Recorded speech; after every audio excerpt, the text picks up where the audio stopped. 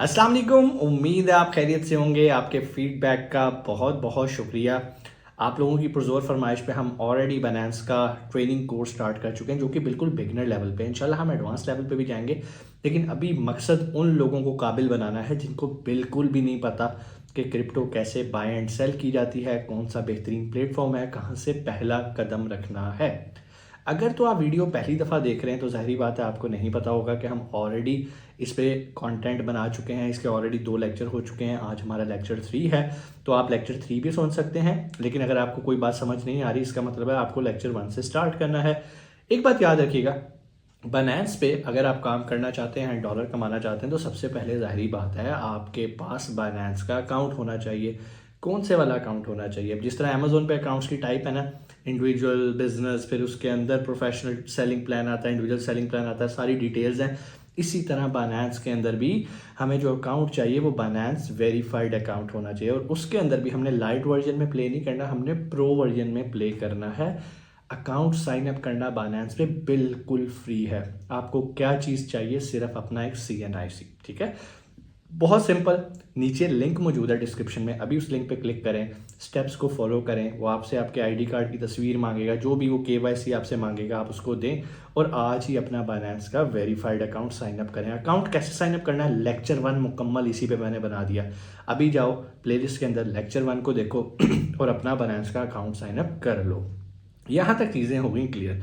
Lecture 2 के अंदर हमने ये देखा था कि भाई कैसे हम क्रिप्टो की बाइंग एंड सेलिंग करते हैं, और उस सेलिंग के लिए हमने देखा था कि P2P का प्लेटफॉर्म यूज़ करते हुए, फंडिंग को यूज़ करते हुए कैसे आप अपने पाक रुपीज़ को क्रिप्टो में कन्वर्ट कर सकते हैं। और कौन सी क्रिप्टो में? जो कि जो कि बिल्कुल एक स्टेबल करेंसी होती है, USDT।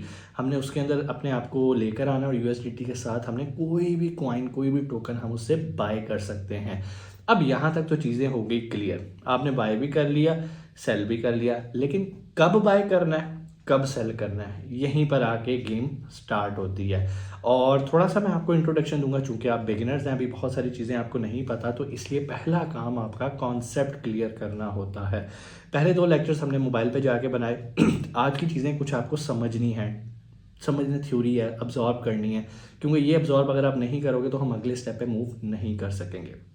देखो भाई, क्रिप्टो में नाकामी की सबसे बड़ी वजह ये होती है लैक ऑफ रिसर्च। अगर आप रिसर्च नहीं करते या नहीं करना जानते तो क्रिप्टो की फील्ड आपके लिए नहीं है। फिर आपका शुमार उन लोगों में होगा जिन लोगों ने व्हाट्सएप ग्रुप्स बनाए हुए हैं, टेलीग्राम के ग्रुप्स बनाए हुए हैं कि भाई हमें ज्वाइन करो, हम आपको सिग्नल्स देंगे कि कब बाय करना और कब सेल करना है। अगर तो आप सिग्नल्स के पीछे चलना शुरू हो जाओगे ना, तो आप अपने कीमती पैसे इंतहाई रिस्क पे लगा रहे हो, जो कि एक बहुत ही डेंजरस बात होती है। मतलब किसी ने ग्रुप में कहा जी इस पॉइंट पे आप इसको बाय कर लें, जब ये कॉइन इतने पे होगा तो ये सेल कर देना। अब मिसाल के तौर पे आपने उस पॉइंट पे बाय कर लिया, लेकिन वो नीचे जाई जा रहा और वो पॉइंट ही नहीं आ रहा जहाँ पर आपने प्रॉफिट कमाना है, तो भाई आप उसका क्या गया, नुकसान हो गया आपका। अब मैं ऐसा हरगिज़ नहीं कह रहा कि आप सिग्नल्स को फॉलो ना करें, सिग्नल्स को फॉलो करें, लेकिन अपनी रिसर्च के साथ। फॉर एग्जांपल एक व्हाट्सएप ग्रुप बना हुआ है, उसके अंदर दिन के 50 सिग्नल्स आ रहे हैं, आपको कौन सा सिग्नल फॉलो करना है, इसके लिए आपको रिसर्च करनी पड़ेगी। रिसर्च कैसे करते हैं, मोटी मोटी बात बताऊंगा ताकि आपके लिए ज़्यादा बर्डन ना बने और चीज़ें आपको समझ में आना शुरू हो जाएं। सबसे पहले रिसर्च के 2 पार्ट्स कर लेते हैं। एक होता है टेक्निकल एनालिसिस और एक होता है फंडामेंटल एनालिसिस। टेक्निकल एनालिसिस क्या होता है, फंडामेंटल क्या होता है, इन दोनों को ज़रा समझ लेते हैं, एक्सप्लेन कर लेते हैं, आपके लिए चीज़ें समझना बहुत ईजी हो जाएगा। टेक्निकल एनालिसिस पहले देख लेते हैं। टेक्निकल एनालिसिस एक बड़ी इंपॉर्टेंट चीज़ है, लेकिन ये आप तब कर सकते हो जब किसी भी कॉइन को, किसी भी टोकन को लॉन्च हुए थोड़ा सा टाइम गुजर गया हो।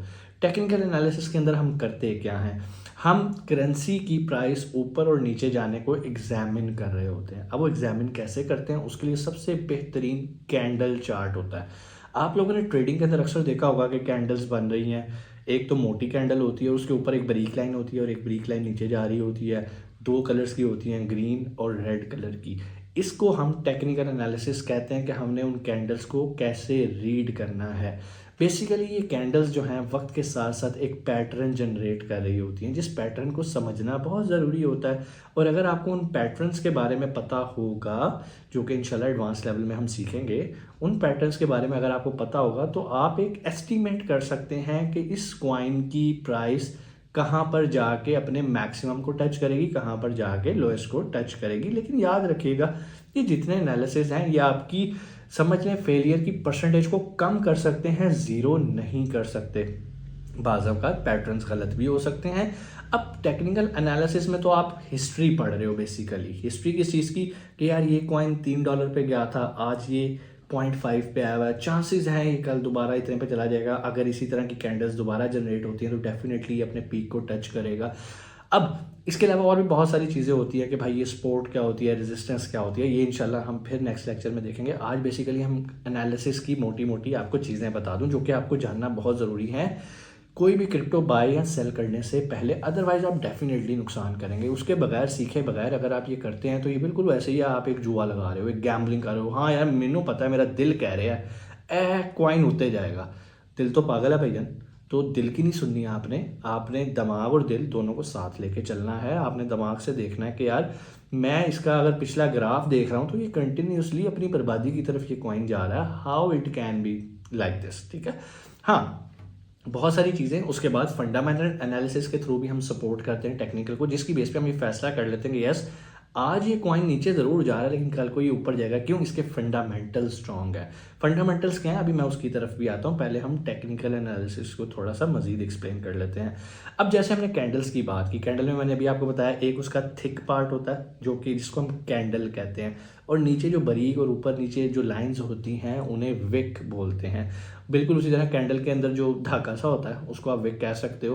तो जो ऊपर और नीचे है वो धागा है। रेड कलर का मतलब ये है कि इस टाइम ये कॉइन लॉस में जा रहा है, ठीक है। अब जो विक नीचे बन रही है, जो विक ऊपर बन रही है, बेसिकली ये वो पॉइंट्स हैं जहां पर वो बिल्कुल नीचे टच करके वापस थोड़ा सा ऊपर आया है। यहाँ अगर ग्रीन बन रही है तो वो आप कह सकते हो कि पहले ये नीचे आया होगा या ऊपर गया होगा, या ऊपर गया होगा या नीचे आया होगा। बेसिकली ये लिमिट शो कर रहे हैं कि फॉर एग्जांपल ये जो कैंडल्स होती है ना, इसके लिए टाइम फ्रेम सेट करने पड़ते हैं। लाइक आप 15 मिनट्स को देख सकते हैं, आप 4 आवर्स को देख सकते हैं, आप 1 डे को देख सकते हैं। तो अगर तो आपने ऊपर से सेटिंग्स के अंदर 1 डे सेलेक्ट किया तो एक कैंडल एक दिन की परफॉर्मेंस को शो कर रही है। अगर वो कैंडल रेड कलर की है तो इसका मतलब है कि लास्ट अगर आप वन डे को कर रहे हो या 1 आवर को कर रहे हो तो जो लास्ट 1 आवर के अंदर एफिशिएंसी है कि ये कॉइन मैक्सिमम इस पॉइंट पे गया है और लोएस्ट इस पे आया। और इसका कलर ये डिफाइन करता है कि पिछली क्लोजिंग प्राइस के मुकाबले में ये प्राइस जो यहाँ से स्टार्ट हो रही है या रुक रही है, ये कम है या ज़्यादा है। अगर तो कम होगी इसका मतलब है कि कल ये कॉइन फॉर एग्जांपल $3 पे था तो आज ये कॉइन $2.5 पे है, तो ये लॉस में है। इसकी जो कैंडल बनेगी वो रेड कलर की बनेगी। तो जो इसकी विक्स है वो उस टाइम पीरियड के अंदर मैक्सिमम और मिनिमम उस वैल्यू को शो करती है कि इस 1 घंटे के अंदर ये कॉइन मैक्सिमम किस प्राइस पे गया है और कम से कम किस प्राइस पे आया है। और अगर ये जो सेंटर वाला पार्ट है जहां पर 1 घंटा क्लोज हो रहा है वो पिछले 1 घंटे के क्लोज होने से वैल्यू ज़्यादा हो तो वो ग्रीन बन जाएगी, कम होगी तो वो रेड बन जाएगी। इतनी सी रॉकेट साइंस है कैंडल की, ठीक है। ये मैं कैंडल के बारे में आपको बता रहा हूँ, लेकिन अभी पैटर्न्स के बारे में बताया। रॉकेट साइंस पैटर्न्स के अंदर है, उसको फॉलो करना है कि यार ये कंटिन्यूसली रेड कलर की बन रही हैं और इसकी विक ज़्यादा बन रही है, सेंटर में कैंडल छोटी है, इसका क्या मतलब हो सकता है। अब ये कैंडल्स बनती कैसे हैं, ग्रीन कैसे होता है, रेड कैसे होता है, बेसिकली इसे समझने की ज़रूरत है। जब भी इन्वेस्टर्स आते हैं ये कॉइन ख़रीदना शुरू करते हैं, इसकी डिमांड बढ़ जाती है। जब डिमांड बढ़ती है और पीछे सप्लाई कम होती है तो उस चीज़ की कीमत बढ़ना शुरू हो जाती है।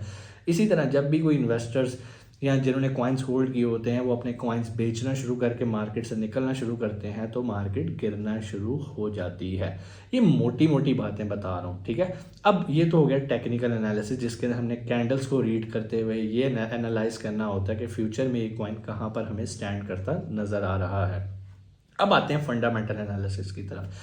फंडामेंटल एनालिसिस जो है जिस तरह की इसका नाम ही फंडामेंटल है, हमने उस प्रोजेक्ट की, उस कॉइन की बुनियाद देखनी है कि इस कॉइन की यूटिलिटी कहाँ कहाँ है, मतलब ये कॉइन कहाँ कहाँ इस्तेमाल हो रहा है, इस कॉइन के पीछे कौन कौन से प्रोजेक्ट्स लगे हुए हैं जो कि इस कॉइन को स्ट्रॉन्ग करते हैं। सबसे बड़ी एग्जांपल मैं आपको दे देता हूँ, मिसाल के तौर पे BNB। BNB बेसिकली बाइनेंस का ही कॉइन है। और अगर मैं सिर्फ, वैसे तो बाइनेंस के और भी बहुत सारे प्रोजेक्ट होंगे, लेकिन अगर मैं सिर्फ यही कहूँ कि BNB के पीछे जो प्रोजेक्ट है ना वो बाइनेंस है। और बाइनेंस क्या है? एक एक्सचेंज है। एक्सचेंज पे लोग बाइंग सेलिंग करते हैं और बाइनेंस कमीशन कमाता है। तो इसका मतलब है उसका एक सर्कल चल रहा है, उसका रेवेन्यू जनरेट हो रहा है और बाइनेंस वक्त के साथ बढ़ रहा है। जब बढ़ रहा है तो BNB की वैल्यू भी तो बढ़ेगी ना, क्योंकि ये उससे लिंक है। बाइनेंस पे लॉन्च होने वाले जितने भी नए प्रोजेक्ट्स आते हैं, जब आप उसकी फार्मिंग कर रहे हो, कुछ भी कर रहे हो, तो जिन लोगों के पास BNB होता है वो स्पेशल बेनिफिट उठाते हैं। इसी तरह यही वजह है कि उसके पीछे एक स्ट्रॉन्ग प्रोजेक्ट है। तो जब भी कोई कॉइन आपने देखना हो, आपने पहले उसका एक रिसर्च पेपर पढ़ना है। रिसर्च पेपर क्या? जब भी बाइनेंस के ऊपर आप जाएंगे, आप लॉन्च पूल के ऊपर जाएंगे, नया कॉइन लॉन्च हो रहा होगा, तो वहाँ पर उसकी वेबसाइट भी होगी, वहाँ पर उसकी रिसर्च भी होगा, उसका वाइट पेपर भी होगा। वहाँ पर बाइनेंस के जो एक्सपीरियंस लोग होते हैं उन्होंने अपने रिसर्च पेपर्स वहाँ पे लिखे होते हैं और इस प्रोजेक्ट के बारे में रिसर्च की होती है। आपने जानना है कि बेसिकली अगर ये कॉइन है तो ये कॉइन फ्यूचर में कहाँ कहाँ यूज़ होगा। क्या कोई गेम्स बाय करने के अंदर यूज़ होगा? क्या होस्टिंग्स बाय करने में यूज़ होएगा? क्या कोई ई कॉमर्स स्टोर पे ये कॉइन यूज़ हुआ करेगा? क्या प्रॉपर्टी बाइंग सेलिंग में यूज़ हुआ करेगा? तो जितनी अच्छी उसकी यूटिलिटी है, जितना अच्छा उस कॉइन का इस्तेमाल है, इसका मतलब कहते हैं कि इसके फंडामेंटल्स बहुत अच्छे हैं, इसके पीछे बहुत तगड़े प्रोजेक्ट्स मौजूद हैं। तो जिसके पीछे तगड़े प्रोजेक्ट्स होते हैं, इसका मतलब है तगड़े प्रोजेक्ट्स के अंदर इन्वेस्टर कूदता है। ये भी हो सकता है शुरू में उस कॉइन की प्राइस कम है, लेकिन वक्त गुजरने के साथ साथ जैसे ही वो कॉइन्स एप्लीकेबल होना शुरू हो जाएं, फॉर एग्जाम्पल एक कॉइन लॉन्च होता है, वो कहता है जी ये कॉइन हमारा होस्टिंग बाय करने के अंदर शुरू यूज़ होएगा कब से? 2027 से। तो डेफिनेटली जैसे ही 2027 आएगा इस कॉइन ने ऊपर जाना ही जाना है, क्योंकि एक नया प्रोजेक्ट लॉन्च हो गया, उसमें नए इन्वेस्टर्स आ गए, इन्वेस्टर्स ने बाय किया कॉइन, उसको यूज़ किया, यूटिलिटी बढ़ गई, डिमांड बढ़ गई, सप्लाई कम है। तो आप यहाँ से अंदाज़ा लगा सकते हैं कि इसके फंडामेंटल्स कितने स्ट्रॉन्ग हैं। ये टोटल मैं आपको फंडामेंटल के बारे में नहीं बता रहा, मोटी मोटी बातें बता रहा हूँ ताकि आप समझ सको। टेक्निकल के अंदर कैंडल्स पढ़ ली हमने, फंडामेंटल के अंदर उस प्रोजेक्ट के बारे में जाना कि इस कॉइन के पीछे बैठा कौन है। ठीक है, ये बिल्कुल वैसे ही है कि फॉर एग्जांपल एक पॉलिटिशियन इलेक्शन लड़ रहा है, तो हम देखते हैं यार इसके पीछे पार्टी कौन सी है, कौन सी पार्टी तगड़ी है, किस पार्टी का कैंडिडेट है, अगर ये विन करेगा या नहीं करेगा। तो इसी तरह इस कॉइन के पीछे कौन से प्रोजेक्ट्स हैं, ठीक है, ये कौन सी ब्लॉकचेन के ऊपर एग्जिस्ट कर रहा है। अब आपको कॉइन और जो दूसरे डिजिटल प्रोजेक्ट्स होते हैं उसमें फ़र्क भी पता होना चाहिए। फॉर एग्जांपल कॉइन क्या है, टोकन क्या है। कॉइन जिसकी अपनी ब्लॉकचेन होती है, टोकन वो होता है जो किसी और की ब्लॉकचेन पे बना होता है, फॉर एग्जांपल इथेरियम के ऊपर बना हुआ है। तो वीडियो हमारी ज़्यादा लंबी हो जानी है। आज की वीडियो में आपको सिखाने का मकसद ये था कि टेक्निकल एनालिसिस क्या है, फंडामेंटल एनालिसिस क्या है। इन दोनों से रिलेटेड अगर कोई भी क्वेश्चन है आप कमेंट सेक्शन में आके पूछ सकते हैं।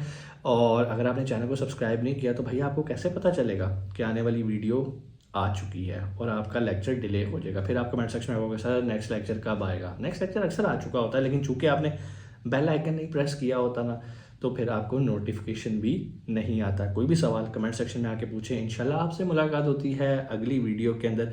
अपना बहुत सारा ख्याल रखिएगा। पाकिस्तान जिंदाबाद।